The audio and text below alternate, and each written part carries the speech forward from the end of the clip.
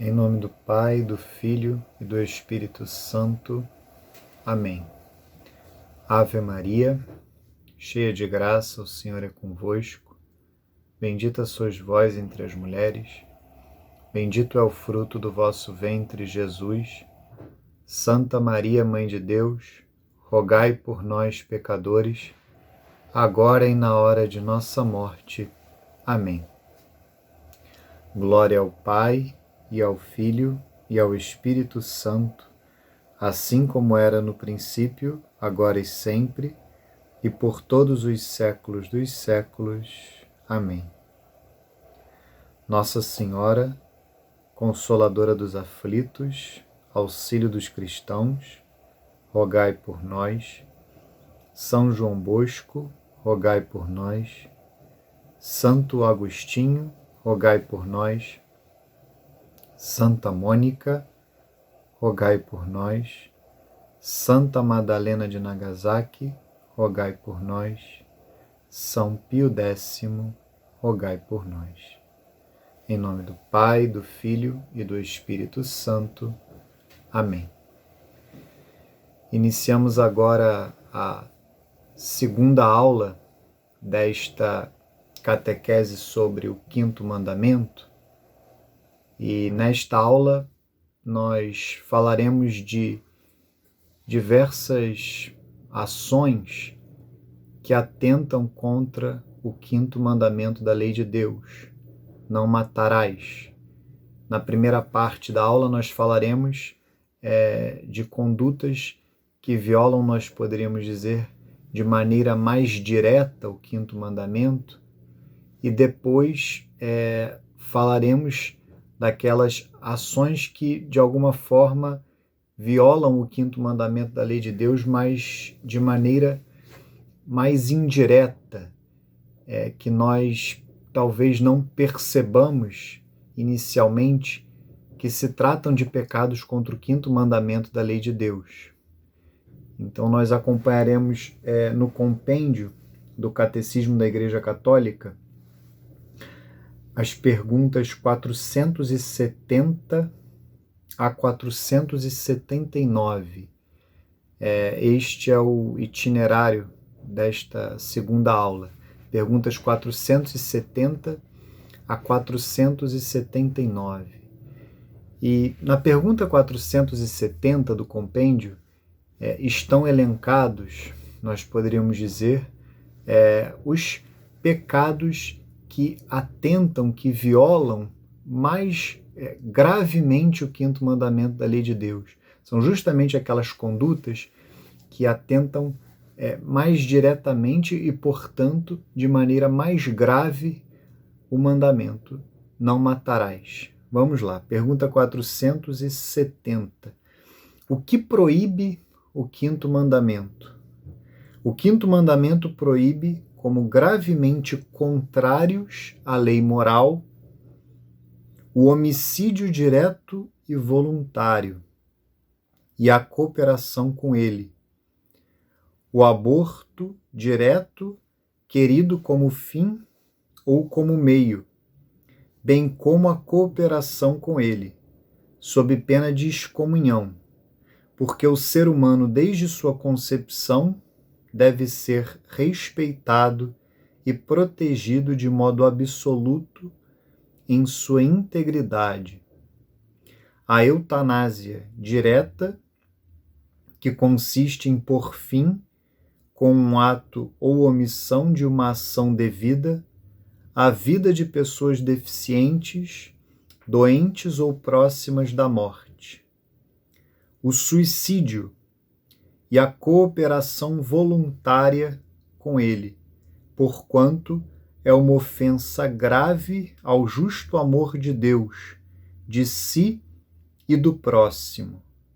Quanto à responsabilidade, ela pode ser agravada em razão do escândalo ou atenuada por particulares distúrbios psíquicos ou grave medo. Então, é uma resposta bem longa à pergunta 470 do compêndio. Fica muito claro para nós, quando lemos a resposta, que de fato aqui estão os atos, né?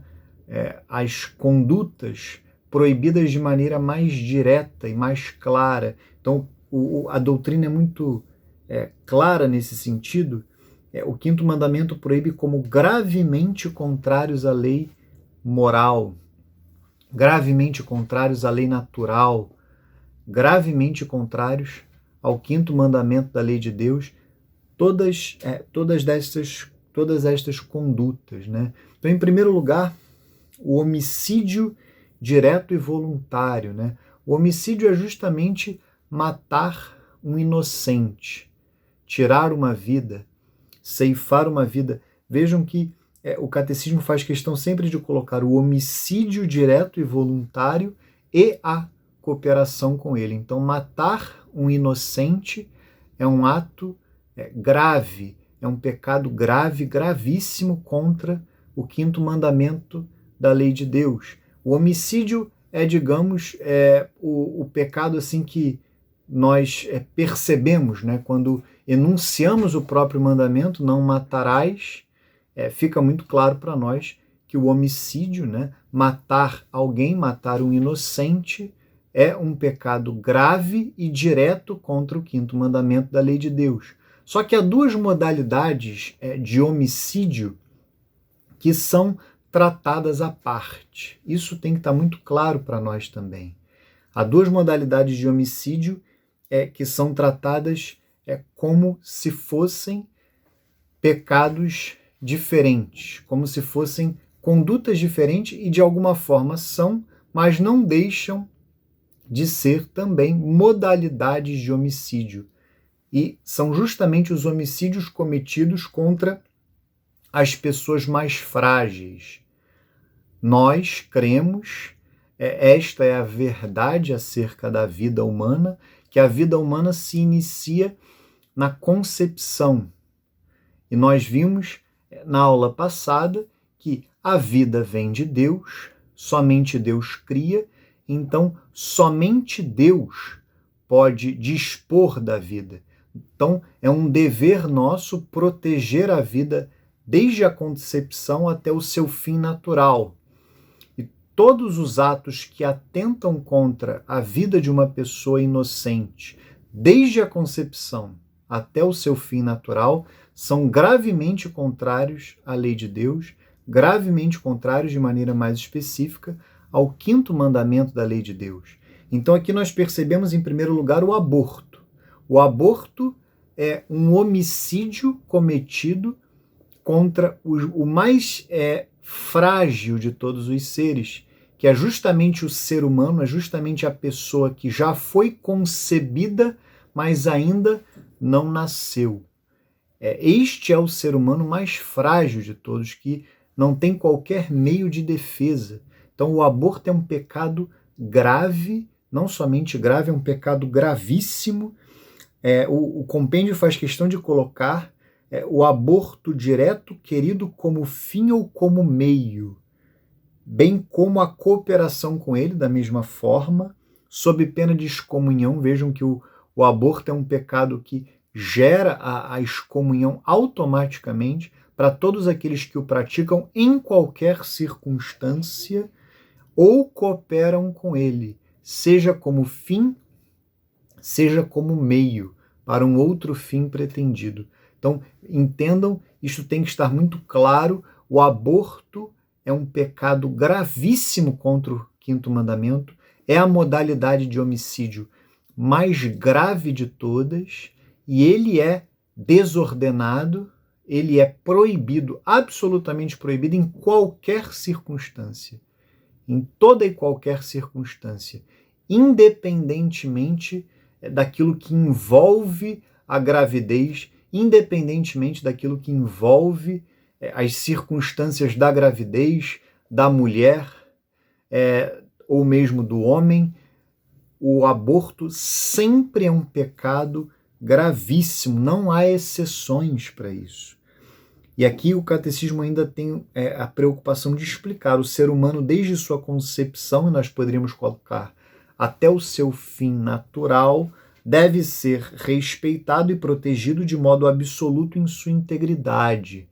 Então, Vimos na aula passada, né, como todo mandamento, o quinto mandamento da lei de Deus é claro, é sempre em primeiro lugar uma ofensa a Deus.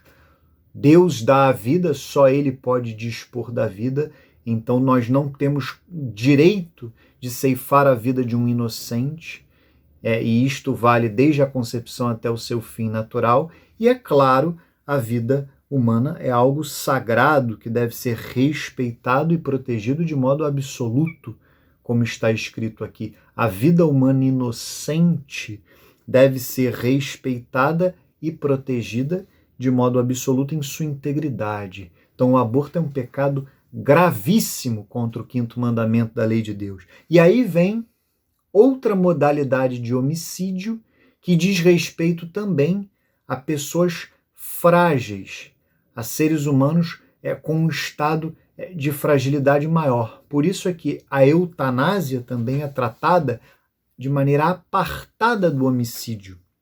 Não deixa de ser uma modalidade de homicídio.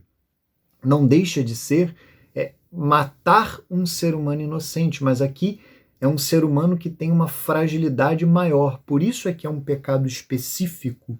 A eutanásia direta, que consiste em pôr fim, com um ato ou omissão de uma ação devida, a vida de pessoas deficientes, doentes ou próximas da morte. Então, a eutanásia não acontece apenas quando se trata de uma pessoa idosa, né, que é justamente aqui próxima da morte. Mas vejam, também uma pessoa deficiente ou mesmo doente.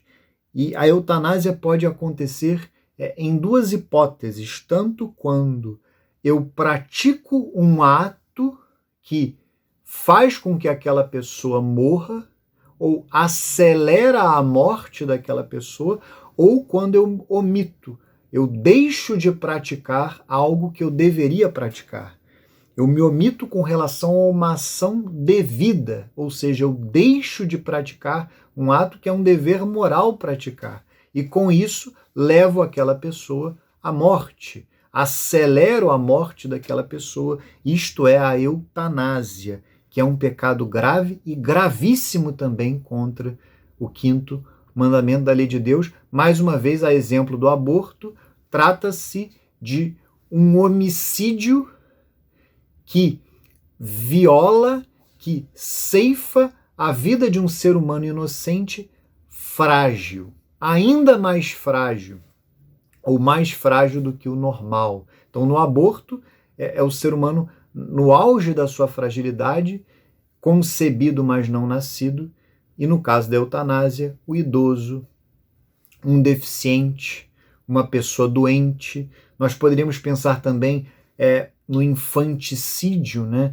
Quando se mata uma criança, isto está dentro do homicídio. A doutrina falará de maneira específica do aborto e da eutanásia porque são situações de fragilidade ainda maiores. Então, são tratados de maneira apartada, mas não deixam de ser modalidades de homicídio. E, por fim, o suicídio. Suicídio também é um pecado grave, um pecado gravíssimo contra o quinto mandamento da lei de Deus.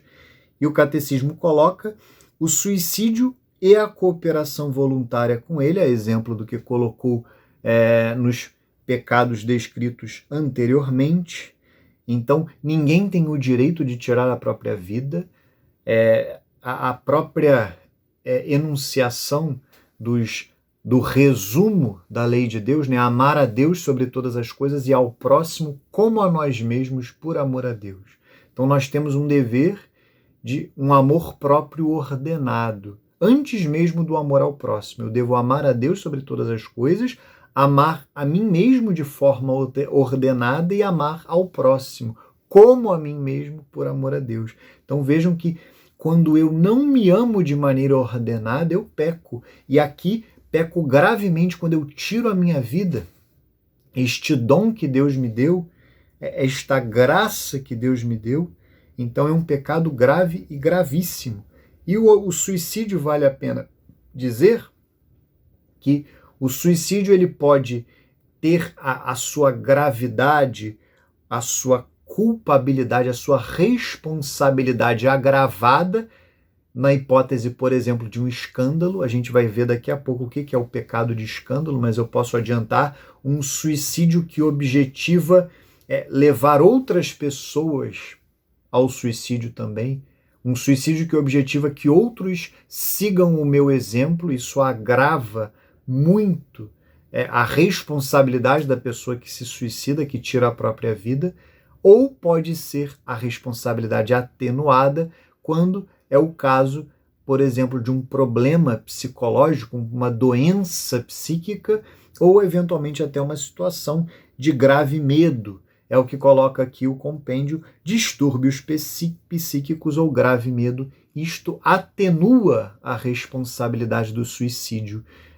Então, é claro que somente Deus julgará com perfeição o que leva uma determinada pessoa ao suicídio. O fato é que, objetivamente, o suicídio é um ato gravemente contrário ao quinto mandamento da lei de Deus, é um pecado grave e gravíssimo contra o mandamento: não matarás.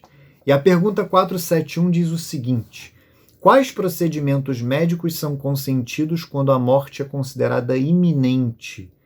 Os cuidados que ordinariamente se devem a uma pessoa doente não podem ser legitimamente interrompidos.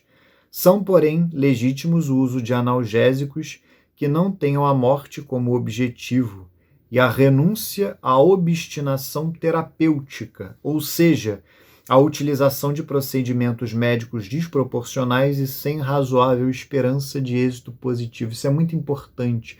Tem a ver, é claro, com o pecado da eutanásia.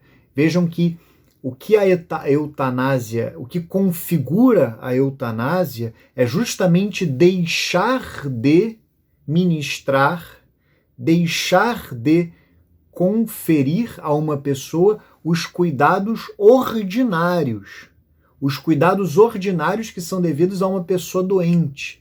Isto é a eutanásia, quando eu deixo de dar a uma pessoa os cuidados ordinários, aquelas ações que ordinariamente seriam indicadas no caso daquela doença.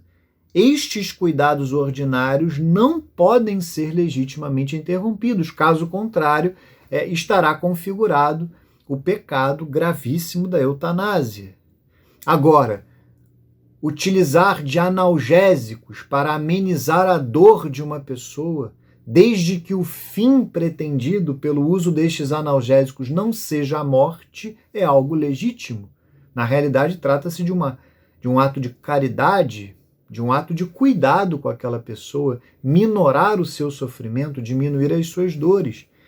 E vejam, esse termo aqui é muito importante: a renúncia à obstinação terapêutica, ou seja, a obstinação terapêutica de modo algum é um dever moral, de modo algum é uma obrigação. Então, renunciar à obstinação terapêutica não é algo contrário ao quinto mandamento da lei de Deus, não caracteriza a eutanásia. O que seria a obstinação terapêutica? Diz o compêndio, o próprio compêndio define: a utilização de procedimentos médicos desproporcionais e sem razoável esperança de êxito positivo. Então fica muito claro que o cuidado que ordinariamente se deve a uma pessoa doente, os cuidados ordinários não se confundem com procedimentos médicos desproporcionais, extraordinários, algo que não se tem razoável esperança de êxito. Ninguém tem um dever moral de procurar novos métodos, um dever moral de insistir, como acontece às vezes, no prolongamento de uma determinada vida de maneira artificial, de maneira forçada. Isto não é um dever moral. O dever moral são os cuidados ordinários. É aquilo que ordinariamente se faz naquela situação. Então a obstinação terapêutica não somente não é um dever moral, não é uma obrigação, como pode configurar sim um pecado. A obstinação terapêutica, em determinados casos, ela sim pode configurar uma desordem, pode configurar um pecado. Então, no caso da renúncia à obstinação terapêutica ou, eventualmente, o legítimo uso de analgésicos, não se trata de eutanásia, não se trata de pecado contra o 5º mandamento da lei de Deus. Então, vamos à pergunta 272 agora. A 471 tem a ver com a eutanásia, a 472 tem a ver, nós poderíamos dizer, com o aborto, mas também com a própria contracepção, com a fertilização in vitro, que a gente vai tratar de maneira mais detida, estes dois pecados, a contracepção e a fecundação artificial, nós trataremos nas aulas relacionadas ao 6º mandamento da lei de Deus.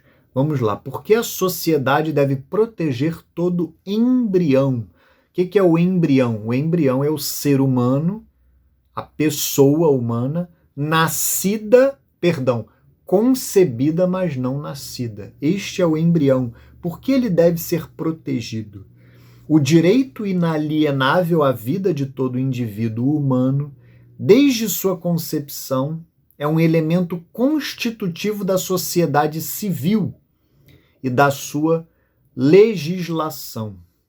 Quando o Estado não põe sua força a serviço dos direitos de todos, e em particular dos mais fracos, entre os quais os concebidos ainda não nascidos, os embriões, minam-se os fundamentos mesmos de um Estado de direito. Esta é uma noção muito importante, né? Uma boa forma de se avaliar a ordem de uma determinada sociedade, ou se uma determinada sociedade está ordenada a Deus, está ordenada à fé católica como deveria ser, é justamente avaliar como esta sociedade trata os seres humanos mais frágeis.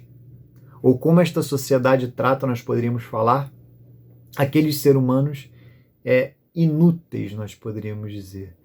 É um termo simplesmente para mostrar aquelas pessoas que não são economicamente ativas, poderíamos utilizar este termo, em especial os embriões, as pessoas concebidas mas não nascidas, as crianças, os idosos, os doentes, os deficientes.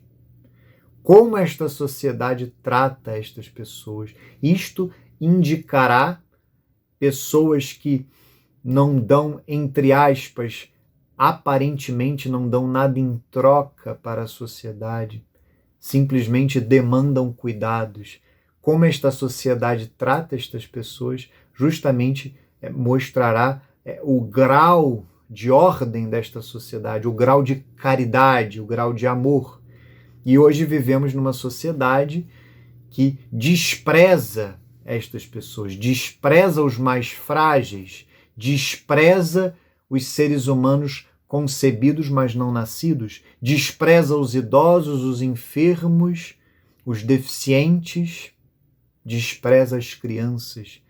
Triste sociedade esta. Então aqui está muito claro, o ser humano, desde a sua concepção, ele deve ter a vida defendida. Trata-se de um ato de defesa da fé, de defesa, em primeiro lugar, como sempre, dos direitos de Deus.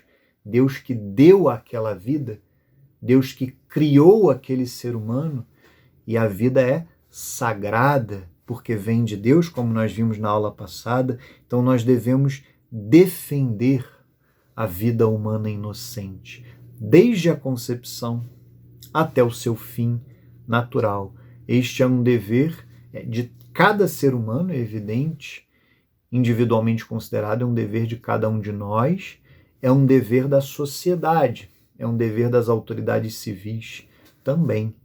Elas que governam, que são chamadas, inclusive chamadas por Deus a governar a sociedade, elas devem defender a vida humana, desde a sua concepção até o seu fim natural.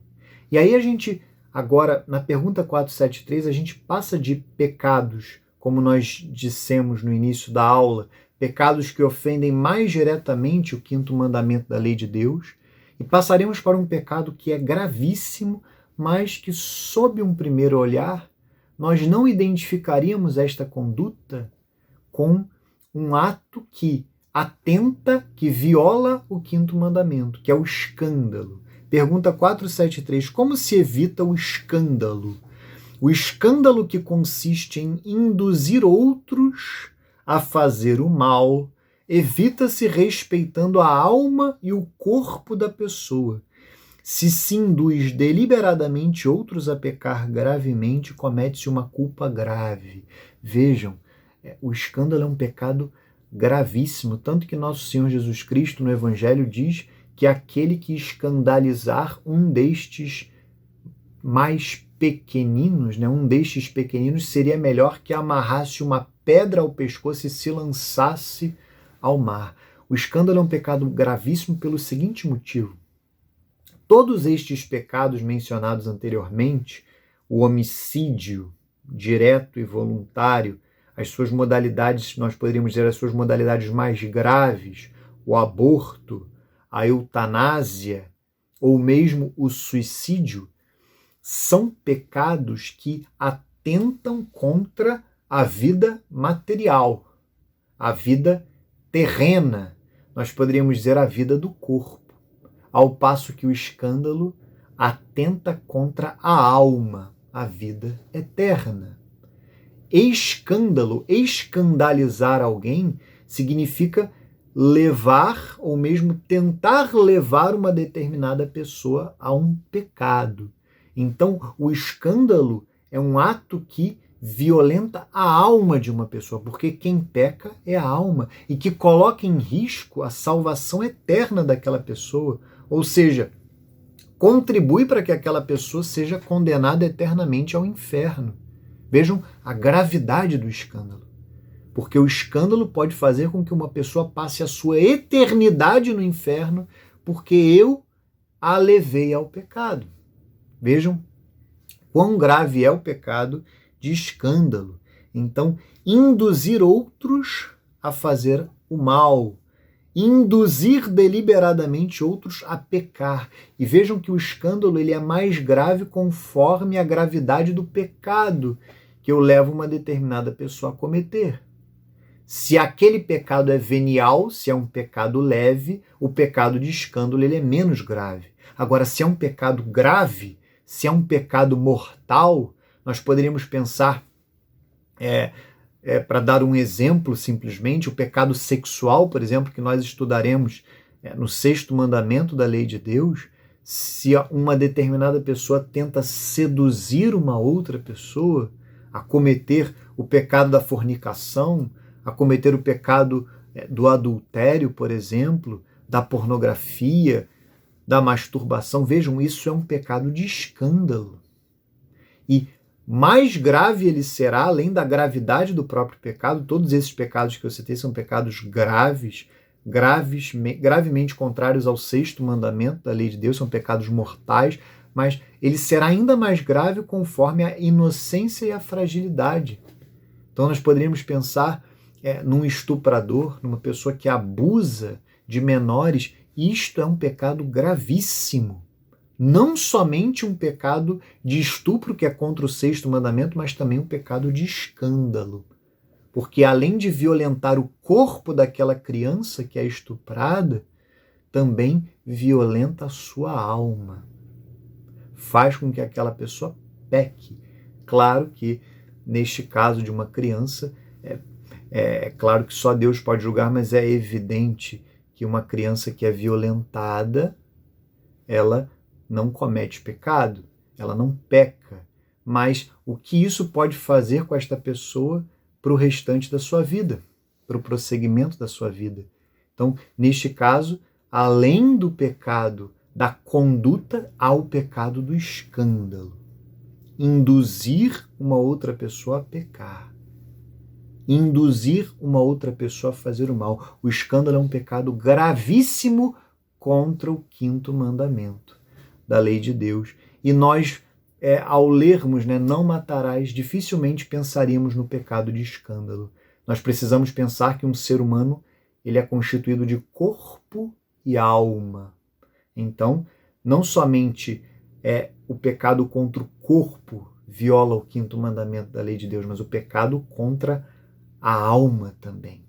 E de forma, sob um certo aspecto, sem dúvida nenhuma, de forma ainda mais grave.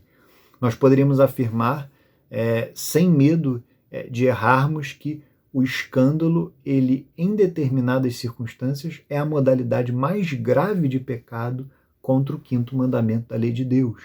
É claro que o homicídio, especialmente o aborto e a eutanásia, como nós vimos, mas o escândalo por levar uma pessoa, poder levar uma pessoa a passar a sua eternidade no inferno, é um pecado de uma gravidade que deve ser destacada. E aí, nesta parte final da aula, nós veremos condutas que afrontam, atentam, violam, mas indiretamente o 5º mandamento da lei de Deus. São justamente outros pecados cometidos contra o corpo. É interessante isso. O mandamento, o 5º mandamento da lei de Deus, não matarás, ele também ordena ou proíbe, proscreve todas aquelas condutas que não somente atentam diretamente contra a vida, mas também contra a integridade física, também contra a saúde, também contra a integridade moral. Vamos lá para a pergunta 474, que falará mais especificamente da saúde física.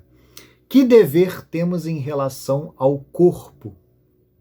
Temos de ter um razoável cuidado da saúde física própria e alheia, evitando, todavia, o culto do corpo e toda espécie de excessos. Além disso, devem ser evitados o uso de drogas que causam gravíssimos danos à saúde e à vida humana, e também o abuso dos alimentos, do álcool, do fumo e dos medicamentos. Então vejam que aqui está o cuidado que é devido à saúde. Então, negligenciar a própria saúde, tanto a própria como a alheia, ou atentar contra a própria saúde ou a saúde do próximo, é um pecado contra o 5º mandamento da lei de Deus. E aqui entra, por exemplo, a gula. O pecado da gula, ou seja, o abuso do alimento, o abuso da bebida alcoólica ou da bebida ordinária. Vejam que aqui o catecismo diferencia, muito importante isso, em tempos em que há uma certa mentalidade protestante que se infiltrou na Santa Igreja Católica. Vejam que o catecismo é muito claro ao diferenciar as drogas ilícitas, maconha, cocaína, heroína, crack, todas estas drogas, além de muitas outras, o êxtase, simplesmente ingerir tais drogas ilícitas é um pecado grave contra o 5º mandamento da lei de Deus. O tráfico de drogas, evidente, também entra aqui, porque contribui para que outras pessoas façam o uso destas substâncias, ao passo que o tabaco, o fumo e a bebida alcoólica não estão em pé de igualdade com as drogas ilícitas, porque são drogas lícitas ou substâncias lícitas. Então, com relação à bebida alcoólica, o pecado está no excesso.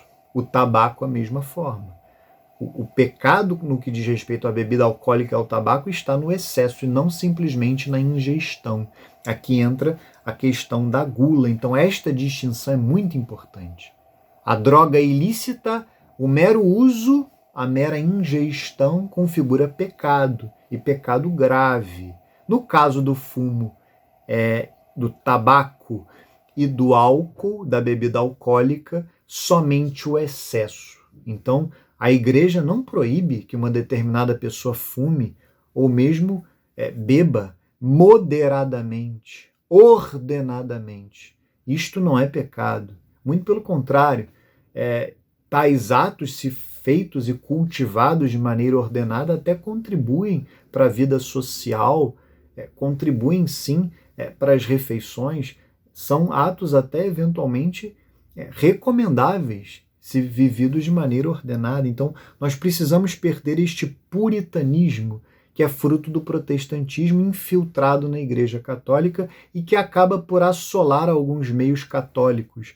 Isso tem que estar muito claro, tem que estar muito bem compreendido o que a doutrina da Igreja ensina. Então, para consolidar drogas ilícitas, o uso já é pecado, o uso já é desordem e pecado contra o quinto mandamento. No caso do álcool, no caso da bebida alcoólica, do álcool, da bebida alcoólica e do tabaco, do fumo, é o uso desordenado, é o uso excessivo. E é claro, uma pessoa que é viciada, um alcoólatra, alguém que é viciado em tabaco, aí ele nem comete mais pecado, porque ele já está viciado. Mas é claro que, neste caso, o mero uso, a mera ingestão já é desordenada, já é algo que não deveria ser feito. Mesmo que no caso da pessoa viciada não é pecado, porque ele não tem mais a vontade deliberada, ele não tem mais o controle. O pecado aconteceu antes dele se tornar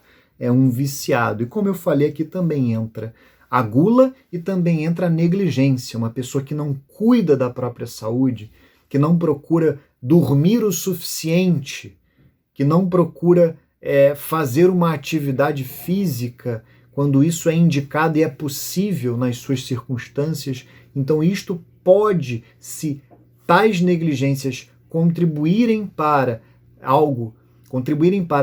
prejudicar a saúde da pessoa, pode configurar um pecado contra o quinto mandamento da lei de Deus. Continuemos aqui. Pergunta 475. Quando são moralmente legítimas as experiências científicas, médicas ou psicológicas com pessoas ou com grupos humanos? São moralmente legítimas se estão a serviço do bem integral da pessoa e da sociedade, sem riscos desproporcionais para a vida e a integridade física e psíquica dos indivíduos, oportunamente informados e conscientes. Me parece aqui que não há muitas dúvidas. Está muito claro. Se não houver riscos desproporcionais para a vida e a integridade física e psíquica das pessoas, e se houver o cumprimento do dever de informação e as pessoas se submeterem a tais experiências de maneira consciente, não há pecado, não há desordem. Neste caso, seriam legítimas, moralmente legítimas, tais experiências científicas. A 476 está relacionada com a 475, diz respeito ao transplante e à doação de órgãos antes e depois da morte. São permitidos o transplante e a doação de órgãos antes e depois da morte? O transplante de órgãos é moralmente aceitável, com o consentimento do doador, ou seja, deve ser um ato de vontade do próprio doador e sem riscos excessivos para ele. Para o nobre ato da doação dos órgãos após a morte, deve ser plenamente constatada a morte real do doador, ou seja, a pessoa deve efetivamente estar morta, deve ser respeitado o ato de vontade daquela pessoa, e no caso da doação de órgãos ou do transplante feito em vida, é evidente que não pode ser uma negligência do doador com a sua própria vida. Então ele deve ter a capacidade de doar sem violentar, sem ceifar a sua própria vida. Caso contrário, poderia configurar uma desordem e um pecado contra o quinto mandamento da lei de Deus. Então aqui também é uma questão que está mais clara. Pergunta 477. Que práticas são contrárias ao respeito da integridade corpórea da pessoa humana? Então aqui são os pecados, nós vimos aquilo que atenta contra a saúde das pessoas, aqui são os atos contrários à integridade física. Quais são os pecados que atentam contra o quinto mandamento da lei de Deus no que diz respeito à integridade física das pessoas. São a tomada de reféns e sequestros de pessoa, o terrorismo, a tortura, a violência, a esterilização direta. As amputações e as mutilações de uma pessoa são moralmente permitidas somente para indispensáveis fins terapêuticos dela. Então, somente quando a própria saúde da pessoa, a manutenção da vida de uma pessoa indicar, é que é legítimo a amputação ou, eventualmente, a mutilação. O que eu destacaria aqui, né, todas essas condutas são claramente contrárias, né, à lei natural, e nesse caso especificamente ao quinto mandamento da lei de Deus, tomada de reféns e sequestros de pessoa, terrorismo, tortura, esterilização direta, amputações, mutilações. Vale a pena mencionar a violência. Então, é o que nós poderíamos chamar, está inclusive tipificado no Código Penal, a lesão corporal. Então, agredir alguém fisicamente é pecado contra o quinto mandamento da lei de Deus. Então, a agressão física, a violência injusta, vejam bem, lembremos o que foi ensinado na aula passada acerca da legítima defesa. Não se trata da violência contra alguém que atenta contra a minha vida ou a minha integridade física, aquele que me ofende injustamente. Não. Trata-se de uma violência, de uma agressão física a um inocente. Neste caso, é pecado contra o quinto mandamento e pode ser muitas vezes pecado grave, a depender das circunstâncias, a depender da gravidade das lesões que aquela pessoa sofre por minha causa, pode ser um pecado grave. Aqui está então a lesão corporal, também é pecado contra o quinto mandamento da lei de Deus. E as perguntas 478 e 479 dizem respeito às pessoas que estão no final da vida ou até mortas. São questões também ordenadas pelo quinto mandamento. Pergunta 478. Que cuidados se deve ter com os moribundos, ou seja, as pessoas que estão na iminência da morte? Os moribundos têm direito a viver com dignidade os últimos momentos da sua vida terrena, sobretudo com o apoio da oração e dos sacramentos, que preparam para o encontro com o Deus vivo. Vejam que interessante isso. Em tempos de Covid-19 que vivemos nesta época, né, em que estas aulas são gravadas, em que tantas pessoas veem negligenciados o direito que elas têm de receberem os últimos sacramentos, de morrerem em estado de graça, dever para com Deus, mas diante do próximo e diante da sociedade, um direito. Então, impedir que uma pessoa receba os últimos sacramentos, impedir que uma pessoa receba a devida assistência espiritual na hora de sua morte é um pecado grave contra o quinto mandamento. Porque, a exemplo do escândalo, isto pode representar a condenação eterna de uma pessoa ao inferno. Vejam que pode configurar um pecado grave negligenciar esta assistência espiritual, impedi-la de alguma forma, em tempos nos quais os hospitais fecham as portas para os sacerdotes ou eventualmente as próprias famílias. Isto pode configurar um pecado grave contra o quinto mandamento da lei de Deus. E por fim, para finalizar a aula de hoje, a pergunta 479, como devem ser tratados os corpos dos defuntos? Aí, no caso, evidentemente, as pessoas que já faleceram. Os corpos dos defuntos devem ser tratados com respeito e caridade. Sua cremação é permitida se feita sem pôr em questão a fé na ressurreição dos mortos. Então, é muito ordenado, né? Nosso Senhor Jesus Cristo foi sepultado, então é muito ordenado que após a morte de uma pessoa, o seu corpo seja tratado com respeito, com caridade, que ela tenha sepultura. Então, não somente devemos cuidar da alma daquela pessoa que morre, mas também devemos cuidar do seu corpo. Afinal, nós cremos na ressurreição da carne, nós cremos que no final dos tempos todos nós ressuscitaremos, alguns para a salvação eterna com Deus no céu, outros para a condenação eterna ao inferno. O fato é que esta é a fé da Santa Igreja Católica, todos nós ressuscitaremos. E se cremos na ressurreição da carne, e se cremos que o ser humano por natureza é feito de corpo e alma, o corpo também faz parte da nossa natureza humana, da nossa identidade de seres humanos, então nós devemos nada mais natural do que conservar, proteger, tratar com respeito e caridade o corpo daqueles que já faleceram. E fica a última menção: a cremação não é considerado pela Santa Igreja hoje, por mais que tradicionalmente, durante muito tempo, a cremação não tenha sido vista com bons olhos e até eventualmente tenha sido considerado como um ato desordenado, pecaminoso. O fato é que em determinadas cidades hoje, a cremação é quase uma imposição, pois não há mais espaço para as sepulturas. Me recordo até agora de uma aula do Padre Paulo Ricardo em que ele fala da cidade do México, por exemplo.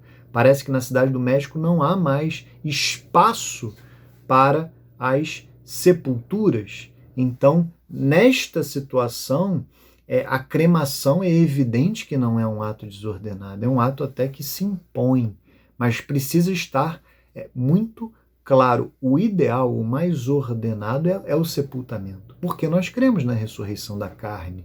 Nosso Senhor Jesus Cristo foi sepultado. Então a cremação ela somente não é desordenada quando eu não perco a fé na ressurreição da carne, quando eu não perco a fé de que no final, quando nosso Senhor Jesus Cristo vier na sua segunda vinda, na parousia, todos nós ressuscitaremos. E não é uma ressurreição que nós teremos um novo corpo, não. Este mesmo corpo que nós tivemos nesta vida ressuscitará, independentemente se a pessoa foi cremada, foi sepultada. Afinal, se Deus nos criou do nada, e criar é justamente isso, tirar do nada e dar o ser, é evidente que Deus tem poder, para Deus nada é impossível.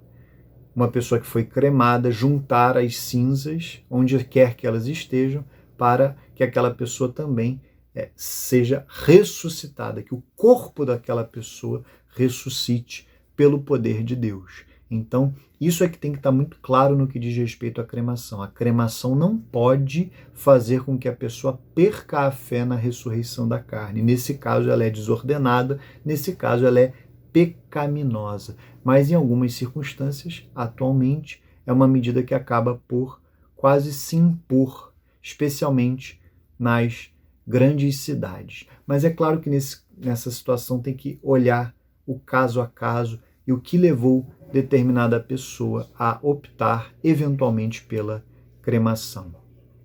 Viva Cristo Rei, salve Maria Santíssima, auxílio dos cristãos, consoladora dos aflitos, viva São João Bosco, viva Santo Agostinho, Santa Mônica, Santa Madalena de Nagasaki, São Pio X.